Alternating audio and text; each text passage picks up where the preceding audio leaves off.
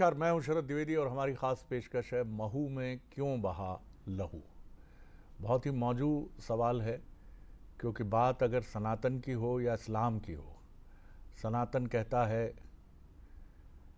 धर्म की जय हो, अधर्म का नाश हो, प्राणियों में सद्भावना हो और विश्व का कल्याण हो। और इस्लाम कहता है कि अपने वतन से मोहब्बत करना सबसे बड़ी चीज़ है। और ये बात खुद पैगंबर साहब कहते हैं कि अपने वतन से मोहब्बत करना, जिस मुल्क के बाशिंदे हैं आप, उससे प्यार करना आपकी सबसे बड़ी स्ट्रेंथ है। इसके बाद भी 47 से लेकर और उसके पहले भी आखिर ये क्यों दो समुदायों के बीच में तलवारें खींचती हैं, और ये खींचने वाले कौन हैं, कौन लोग हैं, ये कहाँ रहते हैं, ये क्या करते हैं, ये क्यों पत्थर रखते हैं, ये और क्यों उकसाते हैं ये, और उसके बाद कहाँ चले जाते हैं, ये कई सवाल हैं। लेकिन इन सवालों पर तो हम बात करेंगे ही मेहमानों के साथ, उनसे भी मिल लीजिए। पहले हम पैकेज देखेंगे, एक रिपोर्ट देखेंगे महू पर। चलिए, तो उसके पहले रिपोर्ट ही देख लेते हैं, उसके बाद फिर आपका परिचय डिबेट के जो हमारे साथी हैं उनसे कराते हैं। तो पहले देखिए ये रिपोर्ट, महू में क्यों बहा लहू।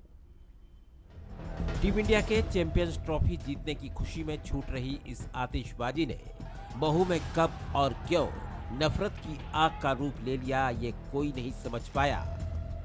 टीम इंडिया की जीत का जश्न मनाने निकले युवाओं की टोली पर जामा मस्जिद के पास पथराव किया गया और देखते ही देखते ये हिंसा शहर के कई इलाकों में फैल गई और लोगों की दुकानों और गाड़ियों को नुकसान पहुंचाया गया। विधायक उषा ठाकुर ने इस पूरी घटना को साजिश करार देते हुए कहा कि ये हमला प्री प्लान था। तो उधर शहर काजी का कहना है कि मस्जिद में सुतली बम फेंकने से सारा विवाद शुरू हुआ। मैं हैरान हूँ, मेरी आत्मा को कष्ट है। इस क्षेत्र में तो जश्न की रैली आई भी नहीं जीत की। ये जहाँ आप इतनी तोड़फोड़ देख रहे हैं, मकानों के कांच फोड़ दिए, गाड़ियों में आग लगा दी, इस तरफ तो आए भी नहीं रैली। कितनी मजबूत प्लानिंग है, आपने भी दुनिया देखी। आप देखो कि किस मानसिकता से इनने इतना असला पत्थर और ये इकट्ठे करके रखे।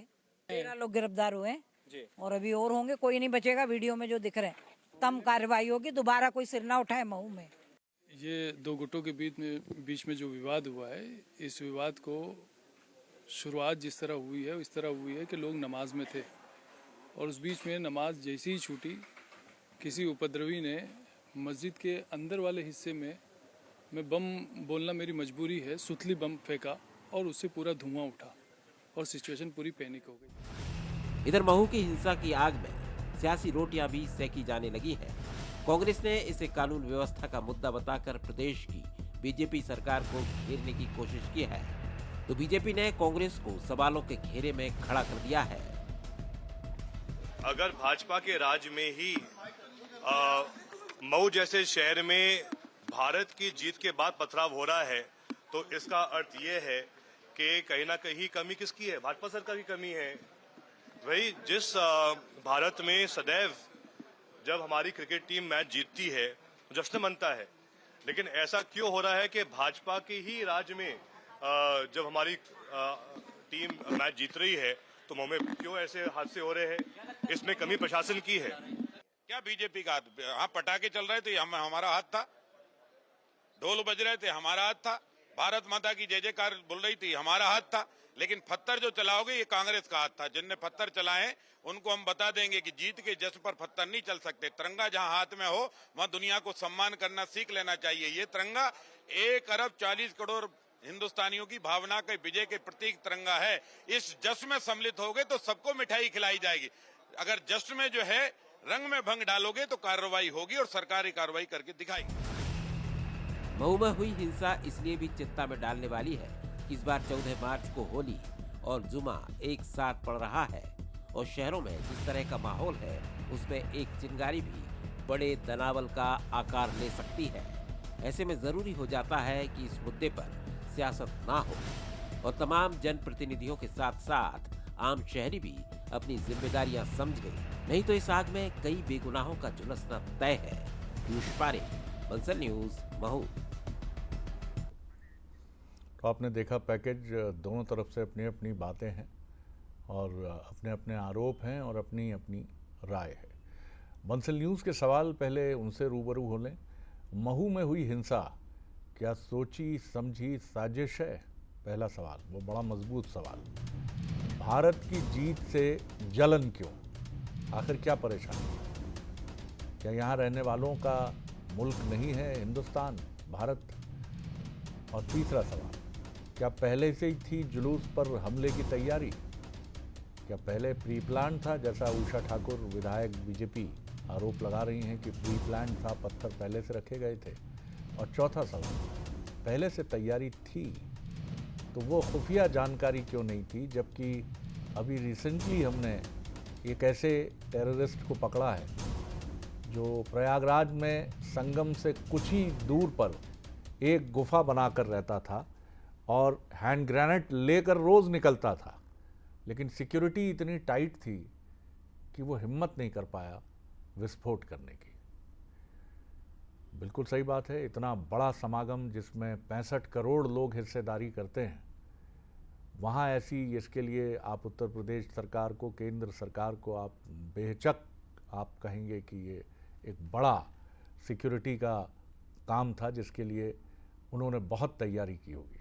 जो मेहमान हमारे साथ हैं, पहले उनसे मुलाकात करिए। बृज गोपाल लोया जी हैं, बीजेपी के प्रवक्ता हैं, सीनियर लीडर हैं, उनका बहुत स्वागत करता हूं। और मैं गुजारिश करूंगा अपने सभी मेहमानों से कि आज दायरा बड़ा होगा और बड़ा होगा, जितना बड़ा हो सकता है उतना बड़ा दायरा रखिए और मन रखिए। नीलाभ शुक्ला जी हैं, सीनियर लीडर हैं, कांग्रेस के प्रवक्ता हैं, उनका बहुत स्वागत करता हूं। और साथ ही रजीक फर्शीवाला हैं, जो महू के ही रहने वाले हैं, तकलीफ़ ज़दा हैं, परेशान हैं और सलाहकार हैं राष्ट्रीय अल्पसंख्यक आयोग के, मैं उनका भी स्वागत करता हूं।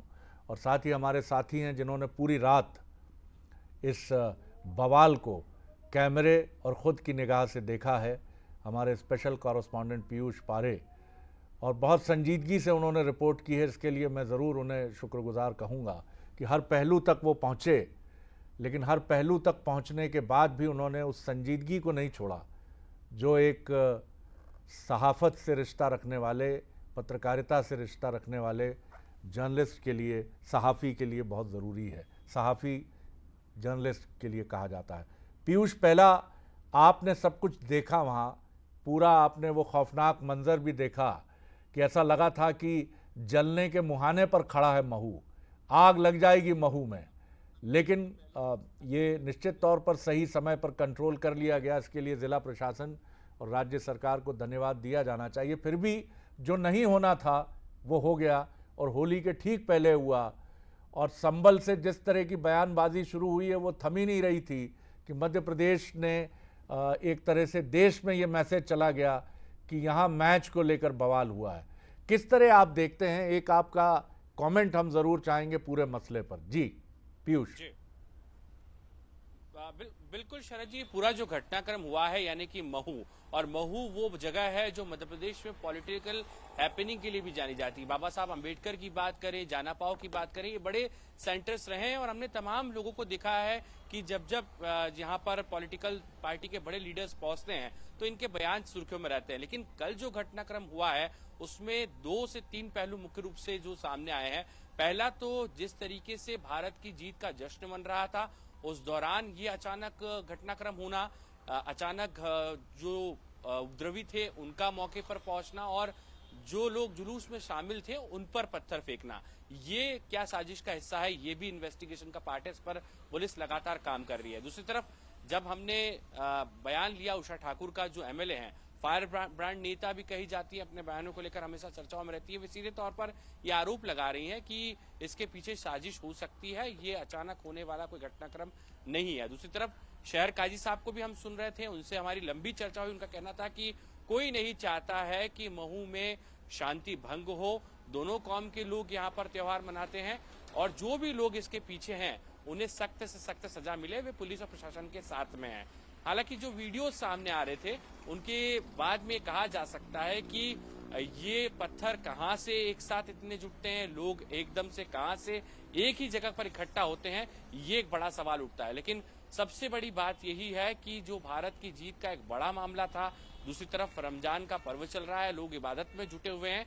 उन दोनों के बीच में वो कौन लोग हैं जो ये नहीं चाहते हैं कि सब कुछ ठीक रहे। अब जब एफआईआर का दौर शुरू हुआ है शरद जी, तो वे चेहरे भी बेनकाब होंगे जो वीडियोस के में नजर आ रहे हैं। आपने देखा नकाब पहनकर वे घरों के बाहर वाहनों में आग लगा रहे हैं, आगजनी की घटना को अंजाम दे रहे हैं। उन लोगों को भी चिन्हित किया जा रहा है, लेकिन उनके जब चेहरे बेनकाब होंगे तो इससे पर्दा उठ जाएगा कि आखिर वे चाहते क्या थे। लेकिन मऊ में जो कुछ हुआ है वो एक बहुत बड़ा संकेत है। और एक छोटा सा रिमार्क है शरद जी, जो होली आने वाली है, चूंकि शुक्रवार को जुमे की नमाज है, उस दिन के लिए भी पुलिस को अब अलर्ट और ज्यादा होना पड़ेगा। जी बिल्कुल, ये बहुत इंपॉर्टेंट बात है। लेकिन उसके पहले दोनों ही मजहबों से जुड़े हुए जो हमारे धार्मिक पदाधिकारी हैं, चाहे वो काजी साहब हों, चाहे धार्मिक संगठनों से जुड़े हुए या हिंदू और मुस्लिम संगठनों से जुड़े हुए जो संजीदा लोग हैं, उन्हें सामने आकर मध्य प्रदेश के हर इलाके में, छत्तीसगढ़ के हर क्षेत्र में, पूरे देश के ज़र्रे ज़र्रे में उन्हें निकल कर सामने आके ये बताना चाहिए कि हिंदुस्तान, भारत किस तरह का मुल्क है। मैं रजीक साहब आपकी तरफ आता हूँ। नज़ीर अकबराबादी ने होली पर जो नज़्म कही है वो बड़ी मकबूल है। जब फागुन रंग झमकते हों तो देख बहारें होली की, जब डफ के शोर फड़कते हों तो देख बहारें होली की। ये एक मुस्लिम जो गीत लिखते हैं, नज़्म लिखते हैं, शायरी करते हैं, ये उनकी लिखी हुई नज़्म है और आज की नहीं, काफ़ी पुरानी लिखी गई नज़्म है। उस मुल्क में जहाँ हिंदू और मुसलमान को ये भी कहा जाता है कि दोनों एक चेहरे की दो आँखें हैं, और इन आँखों में खलल डालने का काम किसने किया? इसमें खलल डालने का काम उन लोगों ने किया जो हिंदुस्तान को बांटना चाहते थे, इसीलिए बंटा भी हिंदुस्तान। आप महू में ही थे, किस तरह से देखा आपने इस जो अमन को चैलेंज किया गया, और क्या कहेंगे आप? जी भाई साहब, जैसे आपने दो पंक्ति कही, वैसी एक पंक्ति में कहना चाहता हूं कि अमीर खुसरो जो इस देश के क्या पूरी दुनिया के बड़े कवि रहे, उन्होंने कहा आज रंग है माँ रंगेरी। तो हिंदुस्तान में कभी भी गंगो जमनी जो तहजीब है उसने कभी हिंदू और मुस्लिम को लड़ना नहीं सिखाया भाई साहब। चाहे वो दिवाली का त्यौहार हो या ईद का त्यौहार हो या होली का त्यौहार हो। मैं अपने बारे में, क्योंकि मैं महू से बिलोंग करता हूं, आपने महू का होने के नाते मुझे पहले बुलवाया, उसके लिए मैं आपका आभार व्यक्त करता हूं कि भाई साहब ये देश रसखान का है, जिसने श्री कृष्ण की भक्ति में लीन होके कितनी अच्छी अच्छी कविताएं लिखी हैं। ये देश जो है रहीम का है, अमीर खुसरो का है, जिन्होंने इस देश को और दुनिया को रास्ता बताया कि मुस्लिम होके भगवान श्री कृष्ण के बारे में अच्छी अच्छी कविताएं उन्होंने लिखी जो आज अमर हो चुकी है। आज हम जब किसी मंदिर के सामने गुजरते हैं, जब हम सुनते हैं कि मोहम्मद रफी साहब का एक भजन बज रहा है जिसके संगीतकार जो है आपके नौशाद साहब हैं और गीतकार हैं शकील बदायूं, तो ये मुल्क वो है साहब के मंदिर में मोहम्मद रफी साहब का गीत बजता है, भजन बजता है, तो उस मुल्क में रहते हैं। और हम कई दरगाहों पे जाते हैं जहां आज की तारीख में मुसलमानों से ज्यादा हिंदू लोग सजदा करते हैं। और हम लोग जो मैं स्वयं की बात कर रहा हूँ भाई साहब, मैं खुद की गारंटी लेता हूँ और खुद के परिवार और अपनी बात करता हूँ सबसे पहले, फिर जमाने की बात करूंगा। मेरे घर के पास में और सामने हिंदू परिवार रहता है। मेरे बच्चे कब छोटे से बड़े हो गए उनके घर में जाके मुझे ही नहीं पता लगा भाई साहब। ये हमारी संस्कृति है महू की। और महू डॉक्टर बाबा साहब अम्बेडकर जिन्होंने देश का संविधान लिखा भाई साहब, वो उस संविधान रचयिता की जन्मभूमि है। ये अनायास ही कुछ ऐसी गलत फहमियां हुई है, चाहे वो दोनों धर्म की तरफ से हो, क्योंकि जुलूस में कुछ लोग चाहे वो बाहर के आए हो जिन्होंने बम फोड़ा हो, और फिर उसके बाद जो पथराव हुआ है वो दोनों की मैं निंदा करता हूं। और पुलिस प्रशासन को मैं बधाई देता हूं। बहुत सारे टीवी चैनलों पे और पत्रकारों से मैंने पुलिस के लिए एप्रिसिएशन नहीं पाया। बाकी मैं आज आपको बताता हूं, आज अगर महू सुरक्षित है तो प्रशासन की मुस्तैदी और भारतीय जनता पार्टी के जो सरकार के लोग हैं उनकी मुस्तैदी की वजह से आज महू शांत हुआ है भाई साहब। आप, मैं लौटता हूं आपकी तरफ, और ये बिल्कुल ठीक बात है, लेकिन सवाल ये भी है कि मदरसों में क्या रसखान पढ़ाए जाते हैं? क्या नज़ीर अकबराबादी मदरसों में बताए जाते हैं? क्या खान खाना अब्दुल रहीम खान खाना बताए जाते हैं? क्या बताया जाता है कि अनेक मुस्लिम लिटरेरी अदब से जुड़े जो लोग रहे हैं उन्होंने भगवान कृष्ण के बारे में लिखा है। यही एक चीज़ है जो कई बार मुश्किलात पैदा करती है। इस पर उंगली उठाने की बात नहीं है। हम जब साथ रहते हैं, एक साथ रहते हैं, ये कहाँ से ये गलतफहमी सामने आ गई कि मस्जिद में बम फेंका गया और पत्थर इकट्ठे करके जुलूस पर, शांतिपूर्वक जो जुलूस निकल रहा था उस पर पत्थर फेंके गए। नीलाभ शुक्ला जी, राजनीति से अधिक आज मौका है कि कैसे महू शांत रहे, मध्य प्रदेश शांत रहे, छत्तीसगढ़ शांत रहे, पूरा मुल्क शांत रहे। क्या कहेंगे आप इस घटना पर? देखिए, निश्चित रूप से उत्पाती उपद्रवियों का और अतिवादियों को धर्म नहीं था। ये किसी मजहब के नहीं होते। देखिए, कुछ घटना में लिंक बता रहा हूँ। आईसीसी चैंपियनशिप ट्रॉफी में जीत की खुशी में जो इंदौर में घटनाएं हुई, इसमें कई मुस्लिम वर्ग या कई वर्ग विशेष के लोग नहीं है। इंदौर में एमआईजी क्षेत्र में चैंपियन ट्रॉफी जीतने के बाद आतिशबाजी कर रहे युवक की चाकू से गोदकर हत्या कर दी। आरोपी हिंदू ही था। वजह उसकी आतिशबाजी से परेशान हो रहा था। इंदौर राजबाड़ा पर जश्न के दौरान हुड़दंगी उत्पात मचा रहे थे। दर्जन भर बदमाशों को पुलिस ने पकड़ा और प्रतिबंधात्मक कार्रवाई करी उनके ऊपर। क्यों? क्योंकि जलते हुए फटाके वो लोगों पर, महिलाओं पर फेंक रहे थे, उत्पात मचा रहे थे। जीत का जश्न ऐसे नहीं मनाया जाता। ये उत्पाती लोग थे। ठीक इसी तरह बात करें महू की बात, न्यूजीलैंड के जीतने के बाद ये एक लोगों का हुजूम चला, जुलूस की शक्ल में फटाके फोड़े गए, उसके बाद पथराव की घटना हुई, आगजनी की घटना हुई। सबसे बड़ी बात है कि कौन लोग हैं जो प्रदेश की शांति भंग करना चाहते हैं, इस पर राजनीतिक रोटियां सेकना चाहते हैं, उपद्रव करना चाहते हैं। इसकी उच्च स्तरीय जांच होना चाहिए।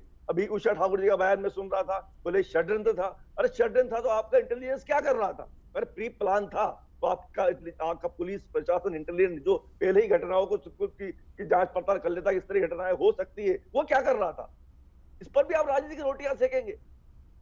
हर चीज। अब देखिए, इनके नेता होली पर आह्वान कर रहे हैं, होली हमारे साथ खेलिए। पवित्र रमजान का महीना है, रोजे इबादत में लोग रहते हैं, आप कह रहे हैं होली हमारे साथ खेलिए। उसके बाद अरे हर व्यक्ति, ये सर्वधर्म संभाव का देश है, हर व्यक्ति की अपनी मर्जी से धर्म को निभाने की, हर धर्म में। मैं भी ईद मनाता हूँ, गुरु नानक जयंती मनाता हूँ, क्रिसमस मनाता हूँ, होली मनाता हूँ, सब त्योहार मनाता हूँ।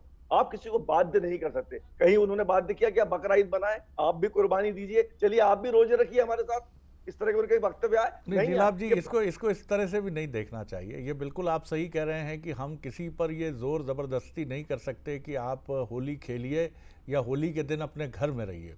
ये प्रशासन का काम है, ये सरकार का काम है कि वो एक महफूज, एक सुरक्षित वातावरण सबको दे। लेकिन ये ज़रूर है कि होली के दिन मुस्लिम भाई आते रहे हैं, गुलाल अपने माथे पर भी लगवाते रहे हैं, लगाते हैं। रज़ीक हमारे साथ हैं, रज़ीक फर्शी वाला, वो हर त्यौहार में विलिंगली शामिल होते रहे। तो ये मकसद नहीं है कि आप नमाज़ पढ़ने जा रहे हैं और मैंने आपको जुमे के दिन नमाज़ पढ़ने से रोकते हुए हाथ पकड़कर कहा पहले गुलाल लगवाइए। ये इंटरप्रिटेशन भी नहीं होना चाहिए। और उंगली ना हिंदू की तरफ हो ना मुसलमान की तरफ हो। एक बहुत अच्छा शब्द आपने जो इस्तेमाल किया, उत्पाती। इनका मजहब कुछ नहीं है साहब, आतंकी और उत्पाती। इनकी एक थोड़ा छोटा है, एक बड़ा है दोनों एक ही बिरादरी के।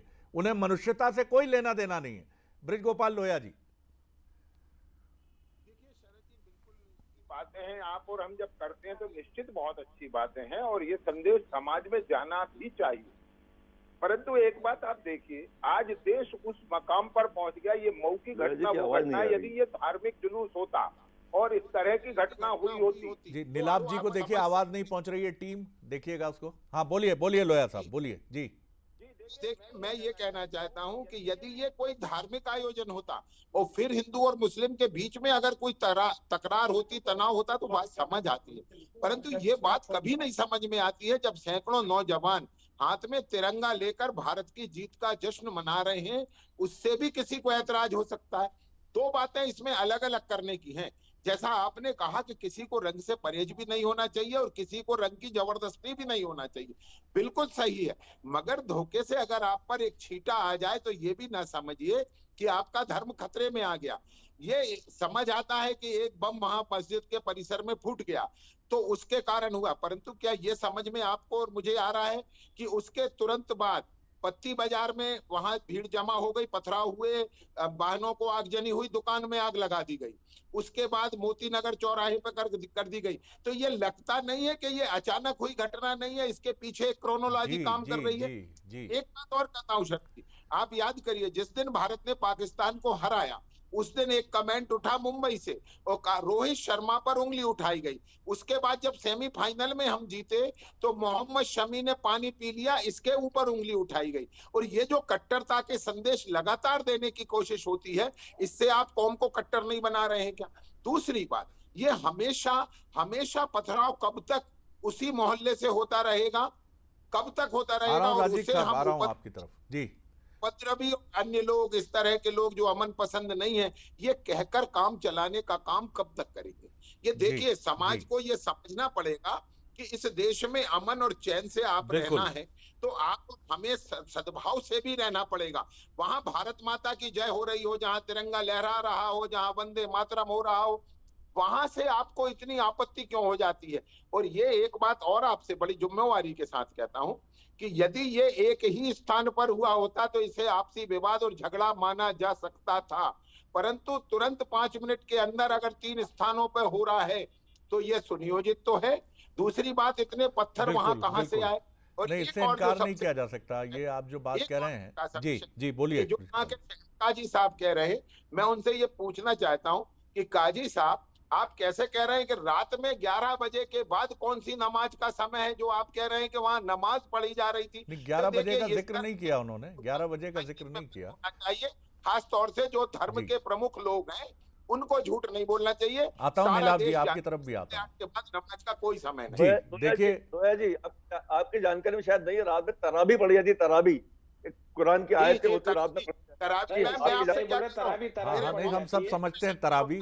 जी जी, यहाँ की गंगा जमनी तहजीब ने हमें बहुत कुछ सिखाया है, शुक्ला जी और लोया साहब। तराबी सब समझते हैं आप, लेकिन अच्छा किया आपने ये बताया।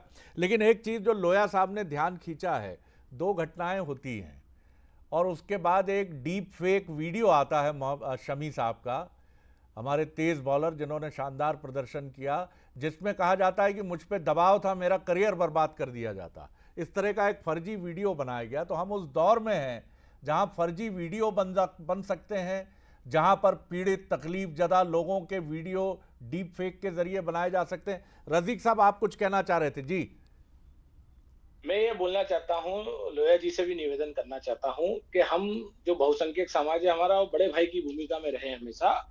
और कभी भी मुस्लिम समाज, मैं भी मुस्लिम समाज से आता हूँ, और शरद जी आप भी जानते हैं कि मैं प्रथम व्यक्ति हूँ जिसने काबे के सामने तिरंगा लहराया मताफ में। कई भारतीय जनता पार्टी के और कई केंद्रीय मंत्रियों ने मेरी पोस्ट को शेयर किया है ना। तो हम कोई भी 99% मुसलमान भारत की जीत में, भारत की फतेह में हमेशा रहता है। दरअसल कल क्या है कि तरावी का टाइम चल रहा था, अधिकतर मुस्लिम समाज, रिजल्ट ऐसे टाइम पे आया कि जब तरावी चल रही थी, तो वो ऐसा नहीं कि मुसलमान साहब वो भारत की जीत से खुश नहीं होता, मुसलमान भी भारत की जीत से खुश होता है। इससे पहले भी आप लोया जी, मेरा निवेदन है, मैं खुद महू में रहता हूँ, महू के बारे में आपको बहुत अच्छे से बता सकता हूँ, है ना। और मैं ये आपसे कहना चाहता हूँ कि सभी समाजों में थोड़े बहुत ऐसे लोग हैं जो शहर का माहौल खराब करते हैं, चाहे वो हिंदू हो या मुसलमान हो। और इस शहर में मेरा तो 46 साल से मैं यहाँ रह रहा हूँ। इस शहर की गंगो जमनी तहजीब इतनी अच्छी है कि मैं बचपने से, चाहे रमजान का मौसम हो, जुमे का दिन हो। राजीव साहब, अब आपके कंधों पे भी ये जिम्मेदारी है। आप एक सार्वजनिक जीवन में, पब्लिक लाइफ में काम करने वाले किरदार हैं, बिजनेसमैन हैं, मुंबई अभिनय जगत से आपके बहुत सारे लोगों से ताल्लुकात हैं, आप एक चेहरा हैं महू का। आप और आपके साथ जो धार्मिक नेता हैं, लीडर हैं, वो सब सामने आए, इधर से मुस्लिम, इधर से हिंदू, और ये बात हो कि जुम्मे पर यही महू एक मिसाल बने, एक आइडियल बने कि इधर रंग भी खेला जा रहा है, नमाज भी हो रही है और बड़े शान से हो रही है, कहीं कोई तकलीफ नहीं। लोया साहब जल्दी से बोल लीजिए, फिर शुक्ला जी की तरफ चलूंगा। मुझे केवल इतना कहना है कि गंगा जमुना तहजीब का सीधा सीधा मतलब है कि यमुना जाकर गंगा में मिल जाती है और आगे पूरी गंगा ही गंगा हो जाती है। इस तरह अगर आप मिले तो निश्चित स्वागत है और यही अप्रिशिएट किया जाना चाहिए। मगर यमुना ये समझे कि गंगा से हटकर हम अपना वजूद रखेंगे तो संगम संभव नहीं है। मैं फिर से ये इसी तरह चलते रहे, इसी तरह चलते रहेंगे, यही हमारी और आमीन कहा है उन्होंने, राजीव साहब ने आपकी बात सुन के। सारी नदियां चाहे वो गंगा हो या जमुना हो, सब समुद्र में जाके मिलती है उस ईश्वर के पास, जो एक मालिक है, खालिक है, जो इस सृष्टि को चला रहा है। भाई साहब बिल्कुल सही कहा आपने, बिल्कुल सही कहा। शुक्ला जी जी, कम वक्त है, संक्षेप में। निवेदन करना चाहूंगा, आपके भारतीय जनता पार्टी नेताओं समझाई उत्पाती उपद्रवियों का काम था, इंदौर में भी घटना हुई, इस पर आप लोग राजनीतिक रोटियां न सेकें, मुख्य मुद्दों से ध्यान हटाने की कवायद न करें, इस पे हिंदू मुस्लिम न करें, जो आपका एजेंडा है। नहीं करेंगे, ये आरोप ना लगाएं, ये भी माहौल को गर्म करते हैं, नाहक तकलीफ पैदा करते हैं। शुक्ला जी, मेरी गुजारिश है कि इस तरह की बयानबाजी न करें जिससे प्रदेश का माहौल खराब हो। बिल्कुल, ये ध्यान रखना जरूरी है, आपकी इस बात से इत्तेफाक हम रखते हैं। सबसे कंक्लूड करते हुए, आप लोगों ने, पहले तो मैं बहुत शुक्रिया आप तीनों का करूंगा कि बहुत संजीदगी से आप शामिल हुए, और खुद इस्लाम ये कहता है कि अपनी वतन से मोहब्बत ईमान है। मतलब आप देखिए कितनी खूबसूरत बात कही है। और मैं बहुत इस्लाम का जानकार नहीं हूँ इसलिए बोल नहीं सकता, लेकिन खुद पैगंबर साहब जब मक्का छोड़ रहे थे तो बहुत तकलीफ से वो अपने मुल्क यानी मक्का की तरफ बार बार देख रहे थे और कह रहे थे मैं बहुत तकलीफ से छोड़ रहा हूँ तुझे। तो अपने वतन से अपने, और भगवान श्री राम ने तो क्या अद्भुत बात ही कही है, जननी जन्मभूमिश्च स्वर्गादपि गरीयसी। जब वो कहते हैं लक्ष्मण से, संभवतः ये बात जहाँ तक मेरी जानकारी है, तो कहते हैं कि अयोध्या जैसी नगरी कहीं है क्या, ये तो स्वर्ग से भी सुंदर है, ये हमारा वतन है साहब। भ्रमित मत होइए, इधर उधर मत देखिए, बहुत भड़काने वाले आएंगे, लेकिन ये भड़काने वाले आपको सिर्फ मुश्किल में डालते हैं, परेशानी में डालते हैं। होली भी है और रमज़ान भी है, और ये दोनों बहुत खूबसूरत पर्व और त्यौहार हैं, लेकिन ये तब और ख़ूबसूरत होंगे जब रमज़ान के लिए चचा इकबाल निकलेंगे नमाज के बाद और कहेंगे शिवशंकर त्रिपाठी से कि त्रिपाठी जी आदाब अर्ज़, होली मुबारक हो, और ये रंग आपकी इजाज़त हो तो आपके माथे पर मल दूँ। और त्रिपाठी जी मुस्कुरा कर कहेंगे आदाब अर्ज़ जनाब, बिल्कुल माह रमज़ान आपको मुबारक हो, और मैं भी आपको रंग लगाता हूँ। और इसी तरह आगे बढ़िए साहब, छोड़ दीजिए ये बहुत हो चुका, बहुत नुकसान कर चुका। बहुत शुक्रिया आप सभी मेहमानों का। बंसल न्यूज़ और बने रहिए, खबरों का सिलसिला लगातार जारी है। नमस्कार।